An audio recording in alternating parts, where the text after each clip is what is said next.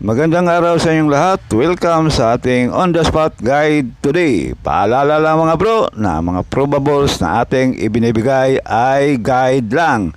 Wala tayong anumang koneksyon sa PCSO na masasabi natin na sureball o sigurado ang ating mga numero. Ang lahat ay nakadepende lang yan sa ating sariling analysis sa kompetisyon. Pakilike na lang at pakishare dito sa ating guide. Tandaan mga bro, pwedeng tayan sa STL ang ating guide. Walang specific na lugar. Basta merong STL, pwede ninyong tayaan.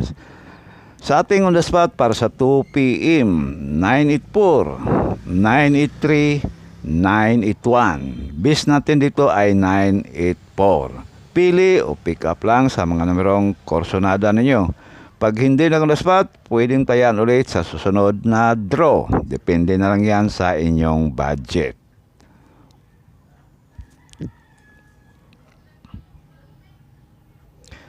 At para naman sa ating on the spot sa 5 PM, paalala mga bro, pwedeng balikan ang ating guide kahapon. Baka mag-delete yun. Kaya nirekomenda kong balikan ninyo.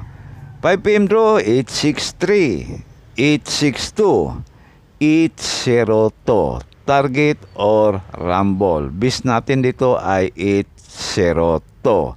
Nasa inyo na yan kung aling numero ba ang korsonada ninyong tayaan. Pag hindi na on the spot, pwedeng tayaan ulit sa susunod na draw. Para naman sa ating 9 PM, pang last draw natin, 218, 502 at 503. Target or rumble. Best number natin ay 503. Yan ay kung korsonada ninyo. Pag hindi, bahala na kayong mamili kung alin man dyan ang pipiliin ninyo. Kaya yan ating pa on the spot sa 9 PM. Meron tayong mga bro, eskalera. All draw ang ating eskalera. 342, 879 at 687. Best combi natin ay 687. Yan mga bro. Pili o pick up lang sa mga numerong korsonada ninyo. Meron din tayong pamintin. Eskalera natin bro. All draw yan ha. Ating pamintin. All draw din ito. Depende na lang sa inyong budget kung saan ninyo ito tayaan. Pamintin natin ay 504.